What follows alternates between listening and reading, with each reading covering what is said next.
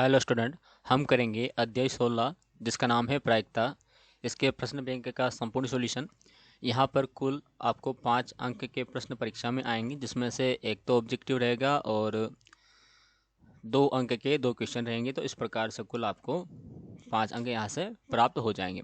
हम यहाँ शुरुआत करते हैं सबसे पहले प्रश्न के ओर से। क्वेश्चन नंबर 1 है, सही विकल्प चुनकर लिखिए। यदि ए और बी दो असंयुक्त समुच्चय हो तो ए सर्वनिष्ठ बी का मान क्या होगा। ये असंयुक्त है यानी कि जुड़े हुए नहीं है, इस कारण से यहाँ पर इसका जो मान होगा वो मान हो जाएगा ऑप्शन नंबर डी में दे रखा है 5। दूसरा है यहाँ, यदि पी ए यानी कि ए की प्रायिकता दे रखी है 1/3 और पी बी 1/2 दे रखा है तथा ए और बी परस्पर अपवर्जी घटनाएं हैं, तब पी ए संग बी का मान होगा। तो देखिए, जब अपवर्जी घटनाएं होती है हमें संग निकालना होता है तो हमें P A plus P B कर देना होता है, यानी कि 1/2 और 1/3 और 1/2 को हम जोड़ देंगे तो हमें जोड़ने पर यहाँ पर प्राप्त होगा 5/6। तो इसका जो आंसर है वो प्राप्त हो जाएगा हमें ऑप्शन नंबर ए के अनुसार 5/6। क्वेश्चन नंबर 2 है, यहाँ रिक्त स्थानों की पूर्ति कीजिए। यहाँ दे रखा है पहला, P A plus P A dash बराबर क्या होता है, तो बराबर ये 1 होता है। यहाँ पर यदि किसी यादृच्छिक परीक्षण का प्रतिदर्श समष्टि एस है तो पी एस का मान कितना होगा, इसकी प्रायिकता कितनी होगी, तो इसकी प्रायिकता भी यहाँ पर 1 होगी। सत्य असत्य लिखे। यदि किसी घटना ए की प्रायिकता 9/11 है तो घटना ए नहीं की प्रायिकता 2/11 होगी, तो बिल्कुल सत्य है। कैसे पता चला कि सत्य है, तो आप यहाँ नहीं है निकालना है तो 1 में से 9/11 को आप माइनस कर देंगे तो आपको 2/11 मिल जाएगा, जो कि यहाँ पर राइट है। प्रतिदर्श समष्टि एस का कोई उपसमुच्चय एक घटना कही जाती है, जी सत्य है ये भी। एक प्रतिदर्श समष्टि की सरल घटनाएं सदैव परस्पर अपवर्जी होती है, तो ये भी सत्य है। अगला है यहाँ पर, एक शब्द या एक वाक्य में उत्तर दीजिए।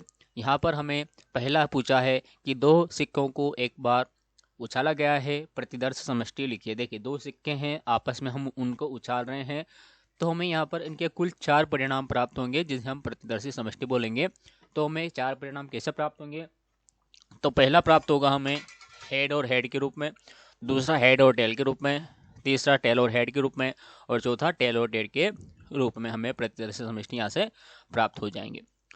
दूसरा यहाँ, एक सिक्के को 2 बार उछाला गया है, प्रतिदर्श समष्टि लिखे। देखिए कंफ्यूज होने की बात नहीं है, 2 सिक्कों को चाहे हम 1 बार उछालें या एक सिक्के को हम 2 बार उछालें, दोनों में संभावित परिणाम समान ही प्राप्त होंगे।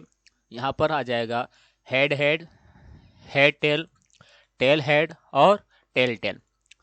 अगला है यहाँ पर कि 3 सिक्कों को 1 बार उछाला गया है, प्रतिदर्श समष्टि लिखिए। 3 सिक्के हैं, उछालते हैं तो हमें यहाँ पर कुल जो परिणाम है वो 8 मिलते हैं। इस प्रकार से head head head, head head tail, head tail head, head tail tail, tail head head, tail head tail और टेल टेल हेड, और लास्ट वाला है टेल टेल टेल। तो इस प्रकार से हमें कुल 8 परिणाम यहाँ से मिलते हैं। अगला है यहाँ, एक सिक्के को 3 बार उछाला गया है, प्रतिदर्श समष्टि लिखे। देखिए यहाँ भी हमें ध्यान रखना है कि 3 सिक्कों को 1 बार उछालें या एक सिक्के को 3 बार उछालें, दोनों के परिणाम समान होते हैं। तो यहाँ पर भी सेम उसी प्रकार से लिख देंगे जैसा हमने अभी जस्ट ऊपर वाले में लिखा है। अगला है यहाँ पर कि एक सिक्का उछाला गया है और केवल उस दशा में जब सिक्के पर चित्त प्रकट होता है तो और एक पासा फेंका जाता है, प्रतिदर्श समष्टि लिखिए। तो हमें यहाँ प्रतिदर्श समष्टि लिखना है, उस दिशा में लिखना है जब एक तो चित्त प्राप्त होता है और पासा उसमें फेंका जाता है। तो यहाँ पर इसकी जो प्रतिदर्श समष्टि है वो आ जाएगी H1, H2, H3, H4, H5, H6 और टेल। ये हमें यहाँ पर प्रतिदर्श समष्टि प्राप्त हो जाएगी। चलिए अब उसके बाद हम शुरुआत कर लेते हैं यहाँ पर इसके जो 2 नंबर वाले प्रश्न हैं उनकी। यहाँ पूछा पहला कि एक पासा फेंकने के परीक्षण पर विचार कीजिए। घटना एक अभाज्य संख्या प्राप्त होना को ए से और घटना एक विषम संख्या प्राप्त होना को बी से निरूपित किया गया है।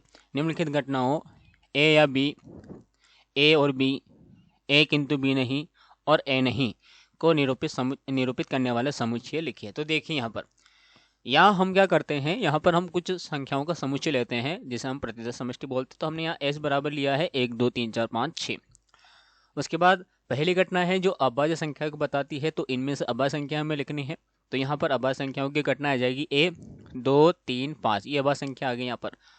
दूसरी घटना है विषम संख्याओं की, तो हम यहाँ लिखेंगे b 1 3 5, ये हमने यहाँ पर समुच्चय बना लिया इनके। उसके बाद जो पूछा है उसके अकॉर्डिंग हम यहाँ पर लिखेंगे। पहला है a या b, तो a या b जब भी आता है तो उसका मतलब होता है कि हमें यहाँ पर उसका संग निकालना है। क्या निकालना है? संग निकालना है। तो देखिए a या b बराबर हम लिखेंगे a संग b। तो a और b इन दोनों में जो भी वैल्यूज आती है सबको एक साथ लिख देंगे। तो यहाँ पर आती है 1 2 3 5, तो ये इसका आंसर आ गया 1 2 3 5। ए और बी, जब ए और की बात होती है तो हमें उसका निकालना पड़ता है सर्वनिष्ठ। ध्यान रखें, यह आता है तो संग निकालना पड़ता है, और आता है तो सर्वनिष्ठ निकालना पड़ता है। अब सर्वनिष्ठ का मतलब होता है कि इस ए में और इस बी में जो मान समान है वो हमें लिखना है। तो यहाँ पर 3 है, इसमें भी 3 है, यहाँ पर 5 है, इसमें भी 5 है, तो यहाँ पर इसका आंसर आ जाएगा 3,5। ए किंतु बी नहीं, ए तो है लेकिन बी नहीं है, तो हम क्या करेंगे कि इस ए में से बी को माइनस कर देंगे।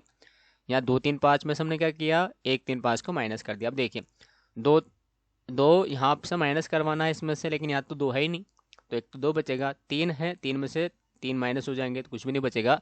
5 में से 5 माइनस हो जाएगा, कुछ नहीं बचेगा, खाली क्या बचेंगे, 2 बचेंगे। तो इसका आंसर हो जाएगा a माइनस बी बराबर 2। और चौथा है ए नहीं की प्रायिकता ए नहीं का मान बताइए। तो ए नहीं मतलब ए डैश निकालना है। अब ए अपने पास क्या था, 2 3 5 था। अब इन 2 3 5 को छोड़कर इस एस में जो अवयव बचते हैं वो हम यहाँ लिखेंगे। तो यहाँ बच जाएंगे 1 4 6। तो इस प्रकार से हम इसको आसानी से हल कर लेंगे। उसके बाद अगला क्वेश्चन ये आता है कि एक पासा फेंका जाता है, निम्नलिखित घटनाओं का वर्णन कीजिए। पहला, संख्या 7 से कम है, बी संख्या 7 से बड़ी है, सी संख्या 3 का गुणज है, संख्या 4 से कम है, 4 से बड़ी सम संख्या है, संख्या 3 से कम नहीं है। अब देखिए यहाँ पहला पूछा है, सबसे पहले तो हम देखें जब हम पासे को फेंकते हैं तो हमें यहाँ पर जो पूछा है केवल वही हमें ज्ञात करना है।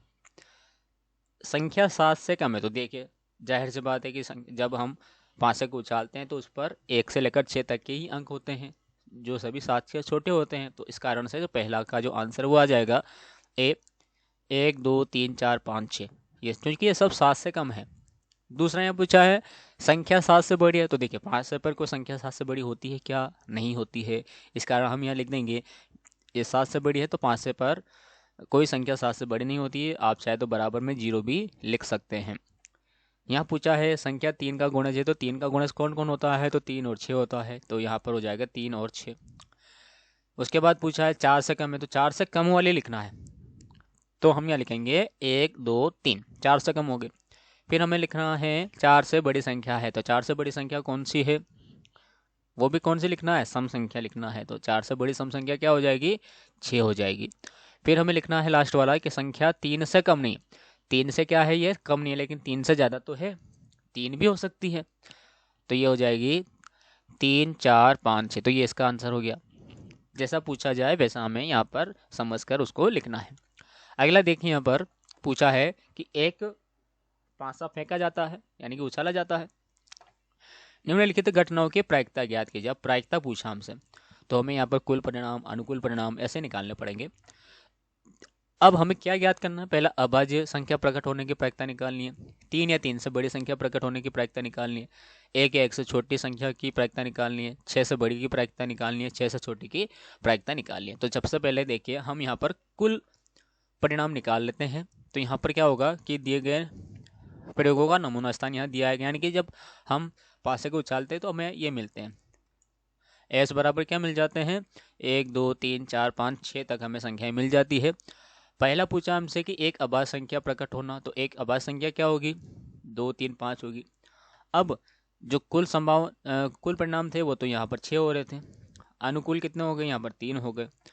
तो अब हम इस ए की प्रायिकता निकाल लेंगे। सूत्र होता है ए के अनुकूल परिणामों की संख्या बटे संभावित परिणामों की कुल संख्या। यहाँ पर 3 थे और यहाँ पर 6 थे, 3/6, इसको हमने 3 से डिवाइड कर दिया, तो इसका आंसर आ गया ये 1/2।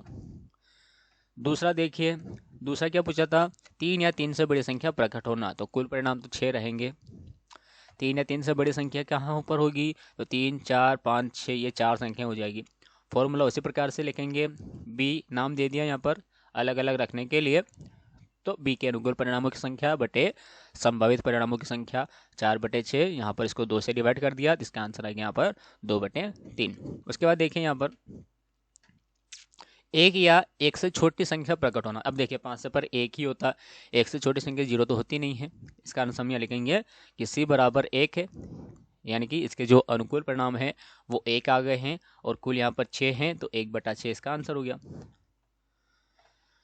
6 से बड़ी संख्या प्रकट होना। अब आप देखिए 5 से पर 6 से बड़ी संख्या होती है क्या, नहीं होती है, इसका आंसर हम लिखेंगे d बराबर 5, यानी कि कोई संख्या नहीं होती है, शून्य भी लिख सकते हैं, तो d बराबर क्या हो गया, 5 हो गया। तो d के अनुकूल परिणामों की संख्या बटे संभावित परिणामों की कुल संख्या 0/6, यानी कि इसका जो आंसर है वो आ गया यहाँ पर 0। लास्ट वाला हम देख लेते हैं, यहाँ पर जो पूछा है कि 6 से छोटी संख्या प्रकट होना। 6 से छोटी संख्या कौन कौन सी होती है, तो 1 से लेकर 5 तक होती है, तो ये लिख दिया हमने e बराबर 1, 2, 3, 4, 5 तक को लिख दिया। सूत्र लगाएंगे PE बराबर e के अनुकूल परिणामों की संख्या बटे संभावित परिणामों की संख्या, ई के 5 थे और कुल यहाँ 6 थे, तो इसके आंसर हो गए 5/6। अगला है यहाँ पर जो पूछा हमसे कि 3 सिक्के एक बार उछाले जाते हैं, निम्नलिखित की प्रायिकता ज्ञात कीजिए। देखिए यहाँ पर इतने सारे पूछ रखे, एक में 6 पूछ रखे, किसमें इसमें 9 पूछ रखे, तो घबराने की आवश्यकता नहीं है, इतनी आपको परीक्षा में देखने को नहीं मिलेंगे। आपको 2 नंबर का क्वेश्चन है कि उसके हिसाब से ही आपको क्वेश्चन देखने के लिए मिलेगा। ये सवाल जो आपको यहाँ मिल रहे हैं प्रश्न बैंक, वो आपको केवल प्रैक्टिस के लिए है, ताकि आप इस पार्ट को अच्छे से समझें और इसके जो क्वेश्चन हैं आप उनको अच्छे से कर पाएँ। 3 सिक्के उछालते हैं, तो 3 सिक्के उछालने पर हमें कुल परिणाम ये प्राप्त होती है, जरूर लिखना है हमें। तो यहाँ पर NS यानी कि जो कुल परिणाम है वो 8 हमें मिल जाएंगे। पहला पूछा है 3 चित्त प्रकट होना। 3 चित्त कहाँ पर प्रकट हो रहे हैं, तो 3 चित्त देखिए यहाँ पर सबसे पहले वाले में प्रकट हो रहे हैं HH, तीनों ही चित्त हैं, तो यहाँ लिख देंगे हम B, यानी कि HHH। कितनी बार मिल रहे थे, एक बार मिल रहे थे। फॉर्मूला हमने यहाँ पर हल करने के लिए यहाँ एक बार ही लिख दिया कि ये फॉर्मूला यहाँ होता है, ताकि हर बार लिखने की आवश्यकता हमें नहीं पड़ेगी। तो PB बराबर क्या हो जाएगा, NB/NS, यानी कि अनुकूल परिणामों की संख्या बटे कुल परिणामों की संख्या। अनुकूल यहाँ पर 1 थे और कुल यहाँ पर 8 थे, तो इसका आंसर हो गया 1/8। दूसरा देखिए 2 चित्त प्रकट होना। केवल कितने चित्त आने चाहिए, 2 चित्त आने चाहिए। तो देखिए ये 2 चित्त हमने, ये जो यहाँ लिखते हैं ना हम, ये यहाँ देख के ही लिखा जाता है। 2 चित्त HHT हो गया, HTH हो गया और THH हो गया, यानी यहाँ पर अनुकूल कितने हो गए, 3 हो गए, और कुल अपने पास चले रहे हैं 8, तो इसका आंसर क्या हो जाएंगे, 3/8 इसके आंसर आ जाएंगे। उसके बाद देखिए न्यूनतम 2 चित्त प्रकट होना। न्यूनतम मतलब कम से कम 2 तो आने ही चाहिए, 2 से ज़्यादा भी आ सकते हैं चित्त। तो देखें यहाँ पर इसका परिणाम हम इस प्रकार से निकालेंगे, DHHH, HHT, HTH और THH, यानी कि यहाँ पर अनुकूल परिणाम हो गए इसके 4, तो 4/8। 4 से डिवाइड हो रही संख्या, तो इसका आंसर हो जाएगा 1/2। चौथा यहाँ देखिए आप, अधिकतम 2 चित्त प्रकट होना। अधिकतम 2 आ सकते हैं, कम से कम 1 भी आ सकता है, कम से कम 0 भी आ सकता है ना। तो यहाँ पर हम लिखेंगे HHT, HTH, THH, HTT, THT, TTH और TTT, यानी कि यहाँ पर अनुकूल हो गई यहाँ पर 7, कुल अपने पास 7 थे, कुल अपने पास 8 थे, अनुकूल 7 है यहाँ पर, तो 7/8 इसके आंसर हो गए। उसके बाद 5 में यहाँ पूछा है एक भी चित्त प्रकट न होना। एक भी चित्त नहीं आए, मतलब ऐसे कंडीशन कब बनती है, जब सभी पे TT आ जाता है, टेल आ जाता है, तो अनुकूल परिणाम हो गए 1 और कुल अपने पास 8 है, तो इसके आंसर आ जाएंगे 1/8। उसके बाद यहाँ देखिए 3 पट प्रकट होना। कितने पट, 3 पट प्रकट होना, तो संभावना 1 ही बनती है TTT वाली, यानी कि 1 यहाँ पर है, जब 1 अनुकूल है, कुल 8 है, तो इसके आंसर हो जाएंगे 1/8। उसके बाद अगला है यहाँ पर तथ्यतः 2 पट प्रकट होना। कितने पट होना, 2 पट। तो देखिए यहाँ पर दो पट प्रकट होना है यहाँ पर, तो ये हो जाएंगे H T T, T H T और टी टी एच, अनुकूल हो जाएंगे 3, कुल है अपने पास 8, तो आंसर बन जाएंगे 3/8। 8वां और 9वां हम यहाँ पर साथ में पढ़ लेते हैं। पहला है ये वाला 8वां है, यहाँ पर कोई भी पट नहीं होना, तो कोई भी पट यानी कि या तो तीनों पे हेड आ जाए तो पट नहीं आएगा, तो पहला तो ये हो जाएगा यहाँ पर। और यहाँ अधिकतम 2 पट प्रकट होना, तो देखिए ये कंडीशन यहाँ बनती एक बार, और कुल है अपने पास 8, तो यहाँ पर आंसर आ जाएगा 1/8। और यहाँ पर ये लो लास्ट वाला था, यहाँ पर कुल कंडीशन बन जाती है अपने पास 7 और संभावित वाली, और जो कुल है वो 8 है, और यहाँ पर जो बनी है संभावना या अनुकूल वाली, ये कितनी बनी है, ये 7 बनी है, तो 7/8 इसका आंसर यहाँ पर हमें प्राप्त हो जाएगा। उसके बाद अगला क्वेश्चन यहाँ पूछा है 9वां कि ताश के 52 पत्तों की एक भली भांति फेंटी गई गड्डी में से एक पत्ता निकाला गया है, निकाले गए पत्ते की प्रायिकता ज्ञात कीजिए।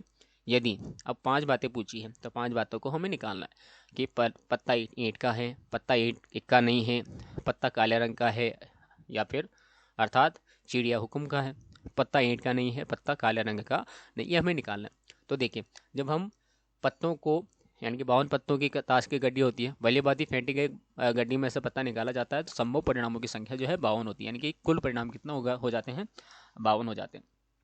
हम पहली घटना की बात करते हैं। मान लीजिए घटना निकाला गया ईंट का पत्ता है, तो इसको हम ऐसे दर्शाएंगे। अब जो ईंट के पत्ते हैं उनकी जो संख्या है वो 13 होती है, तो अनुकूल यहाँ पर 13 हो जाएंगे और कुल यहाँ पर 52 है, तो पी ए बराबर आ जाएंगे 13/52। हल कर देंगे 1/4 इसका आंसर बनेगा, तो हम लिख देंगे यहाँ एक ईंट का पत्ता निकालने की प्रायिकता 1/4 है। दूसरा क्या पूछा था, पत्ता इक्का नहीं है, तो पहले इक्का नहीं है मतलब पहले हम इक्का की तो निकाल ले, बाद में इक्का नहीं है कि निकालेंगे।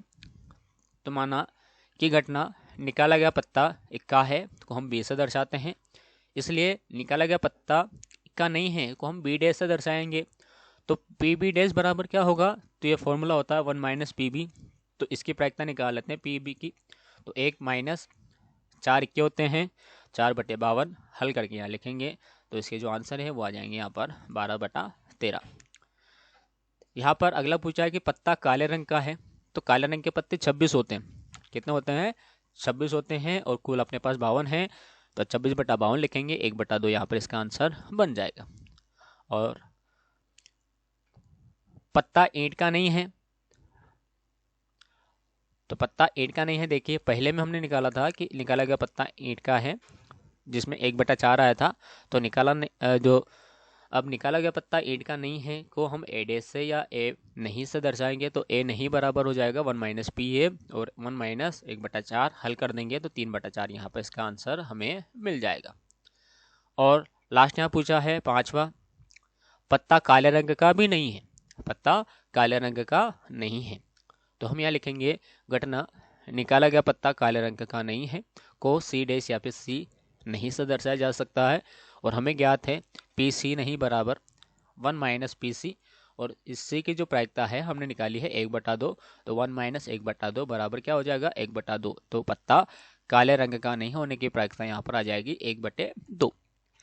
अगला क्वेश्चन यहाँ पर आया है कि एक थैले में 9 डिस्क है, जिनमें से 4 लाल रंग की, 3 नीले रंग की और 2 पीले रंग की है। डिस्क आकार एवं माप में समरूप है। थैले में से एक डिस्क यादृच्छिक निकाली जाती है। प्रायिकता ज्ञात कीजिए कि निकाली गई डिस्क लाल रंग की है, पीले रंग की है, नीले रंग की है, नीले रंग की नहीं है, या लाल रंग की है या नीले रंग की है। तो यहाँ देखिए जो सवाल दिया था उसके अकॉर्डिंग हम यहाँ लिखा, तो यहाँ पर कुल जो थे वो 9 डिस्कें थी, तो एक कुल परिणाम हो जाएंगे, तो 9 परिणाम हो गए। यहाँ पर हमने यहाँ पर 3 घटनाएं मानी है, पहली ए बी सी। ए यानी कि हमने माना है कि ये लाल रंग की डिस्क है, बी हमने माना है कि ये पीले रंग की डिस्क है, और सी माना है कि ये नीले रंग की डिस्क है। अब पहला पूछा कि लाल रंग की है, तो लाल रंग की डिस्क यानी कि लाल के अनुकूल परिणामों की संख्या बटे कुल परिणामों की संख्या, तो लाल यहाँ पर कितनी है 4 है, तो 4/9 इसके आंसर आ जाएंगे, ये आगे 4/9 है। दूसरा पूछा है पीले रंग की डिस्कों की संख्या, पीले रंग की बतानी है, तो पीले रंग की डिस्क कितनी है, यहाँ पर 2 है, ये 2 है, तो यानी कि 2/9 इसके आंसर आ जाएंगे। थर्ड है नीले रंग की, तो नीले रंग की कितनी है 3 है, तो 3/9, 3 से कट जाएगी संख्या, तो 1/3 इसके आंसर आ जाएंगे। और चौथा हमसे पूछा था कि लाल रंग की या फिर नीले रंग की होनी चाहिए, तो लाल रंग की नीले रंग की होनी चाहिए थी। इसका मतलब क्या होगा, ये है चौथा, नीले रंग की नहीं होनी चाहिए। क्या होनी चाहिए, नीले रंग की नहीं होनी चाहिए। इसके बाद हमें निकालना, तो जितनी नीले रंग की थी उसको हम एक में से माइनस कर देंगे तो नीले रंग की नहीं आ जाएगी।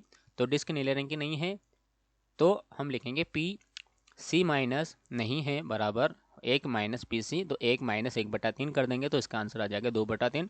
अब यह वाले निकाल लेते हैं। तो घटना लाल रंग की डिस्क या नीले रंग की डिस्क का समुच्चय ए संग सी से वर्णित किया जाता है। तो ए और सी अपवर्जी घटनाएं हैं, तो इसलिए पी ए या सी यानी कि पी ए संग बी यानी कि इन दोनों को जोड़ देंगे तो 4/9 + 1/3 यानी कि इसका आंसर आ जाएगा अपने पास 7/9। अगला क्वेश्चन यहाँ पर आता है, शब्द यहाँ पर आता है ये वाला 11वां नंबर वाला, एक सिक्का 2 बार उछला जाता है, कम से कम एक पट प्राप्त होने की क्या प्रायिकता है। तो देखिए, जब हम एक सिक्के को 2 बार उछालते हैं तो यहाँ पर जो संभावित परिणाम बनते हैं, कुल परिणाम, वो यहाँ बन जाते हैं H H S T T H और टी टी, यानी कि जो नंबर ऑफ एस है वो 4 बन जाते हैं, कुल परिणाम 4 हो जाते हैं। अब क्या निकालना है हमें, कम से कम 8 पक्ष प्राप्त होना है। तो हम लिखेंगे तदनुसार या प्रश्नानुसार ए बराबर क्या होना चाहिए, एस टी होना चाहिए, टी एच होना चाहिए या फिर टी टी होना चाहिए। कम से कम एक पट, 2 पट भी आ सकते हैं इसलिए। तो यहाँ पर अनुकूल परिणाम हो गए हैं 3। फॉर्मूला लगा देंगे, प्रायिकता ए के अनुकूल परिणामों की संख्या बटे संभावित कुल परिणामों की संख्या, यानी कि एन ए बटा एन एस। अनुकूल 3 है और कुल 4 है, तो 3/4 इसके आंसर हमें मिल जाएंगे। अगला क्वेश्चन यहाँ पर आता है, शब्द एसेसिनेशन से एक अक्षर यादृच्छिक चुना जाता है, प्रायिकता ज्ञात कीजिए कि चुना गया शब्द या अक्षर एक स्वर है एक व्यंजन है। तो सबसे पहले जो भी यहाँ पर शब्द दिया जाता है एसेसिनेशन, इसमें हम देख लेते हैं, गिन लेंगे कि इसमें कुल कितने अक्षर हैं। तो यहाँ देखने से पता चला, गिनने से पता चला कि इसमें कुल 13 अक्षर है। जब 13 अक्षर है तो कुल परिणामों की संख्या हो जाएगी NS 13। अब एक स्वर है तो इसमें हम देख लेंगे स्वर कितने हैं। तो यहाँ पर स्वर हमें मिले 6, और पहले ये पूछा था स्वर की प्रायिकता ज्ञात कीजिए, तो ये हो जाएगी अनुकूल परिणामों की संख्या बटे कुल परिणामों की संख्या। तो अनुकूल 6 है और कुल 13 है, तो इसका आंसर हो जाएगा P 6/13। एक व्यंजन है तो कुल तो अपने पास 13 थे, और व्यंजन इस शब्द में अक्षर में हमें मिल जाएंगे 7। तो दिए गए शब्द में 7 व्यंजन है, तो ये अनुकूल की संख्या हो गई। तो PC बराबर हो जाएगी 7/13।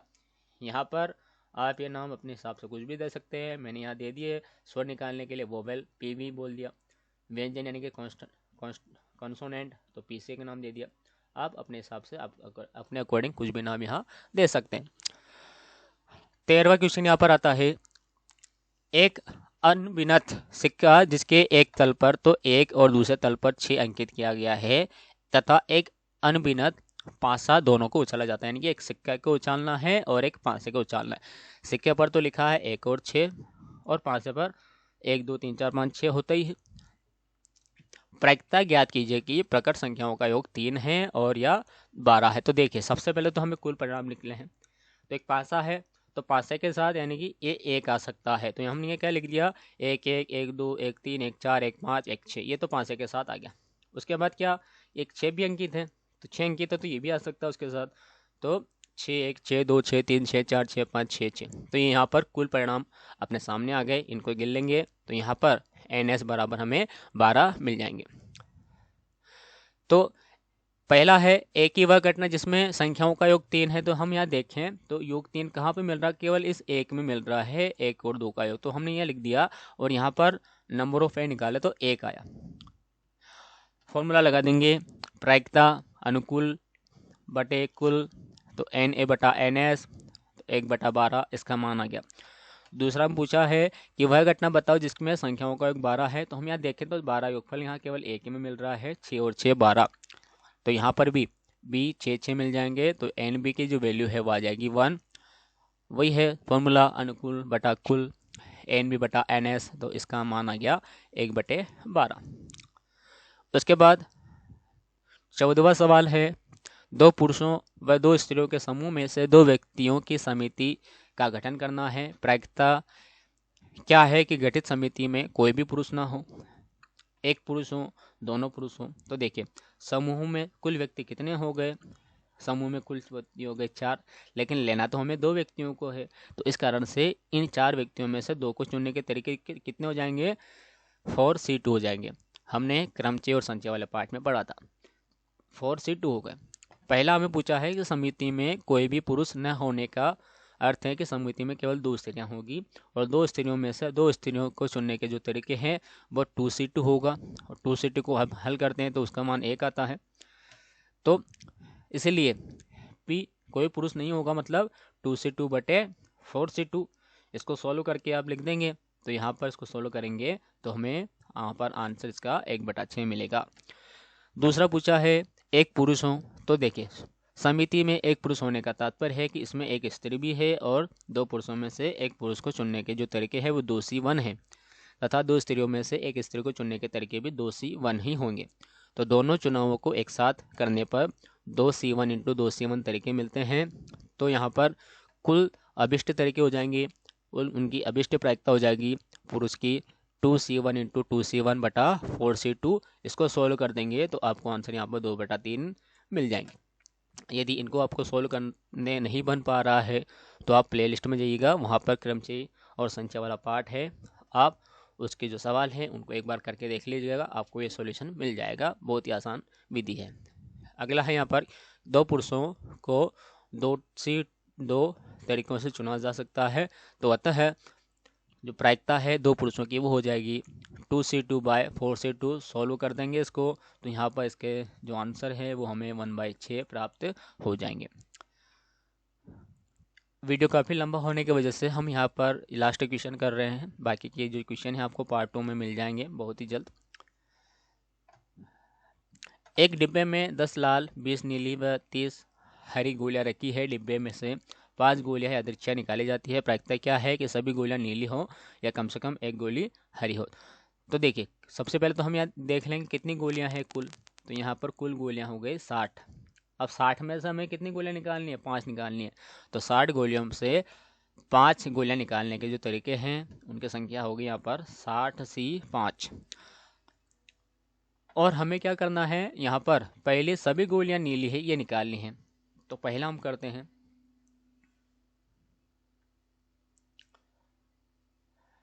बीस नीली है। तो देखिए यहाँ पर अब 20 नीली गोलियों में से हमें 5 गोलियां निकालते हैं या खींचते हैं। तो 5 नीली गोलियों को 20C5 तरीकों से 20 नीली गोलियों में से निकाला जा सकता है। तो अतः इसकी प्रायिकता क्या हो जाएगी, तो इसकी प्रायिकता हो जाएगी सभी गोलियां नीली होने की 20C5 बटे 60C5। ये इसके आंसर हो गए। आप चाहें तो इसको सोल्व कर सकते हैं क्रमचय संचय के अकॉर्डिंग, नहीं भी करेंगे तो यहाँ तक भी आप करके आएंगे एग्जाम में, यहाँ तक करेंगे तो भी आपका जो क्वेश्चन है उसका आंसर आपको राइट रहेगा और आपको जो फुल नंबर है वो मिलेंगे। दूसरा है कम से कम एक गोली हरी हो। एक गोली हरी है, अब हरी देख लेते हैं, हरी कितनी है, यहाँ पर 30 है। तो देखिए यहाँ पर अब उन तरीकों की संख्या जिनमें से निकाली गई गोलियां हरी नहीं हैं, कम से कम एक हरी है, हरी होने की हमें निकालना है। यहाँ पर मिस्ट पिंट है। तो यहाँ पर जो हरी गोलियां हैं, हरी गोलियां कितनी हैं यहाँ पर, तो हरी गोलियां हम यहाँ देखें, हरी यहाँ 30 है। कितनी गोलियां हैं, 30 गोलियां हैं।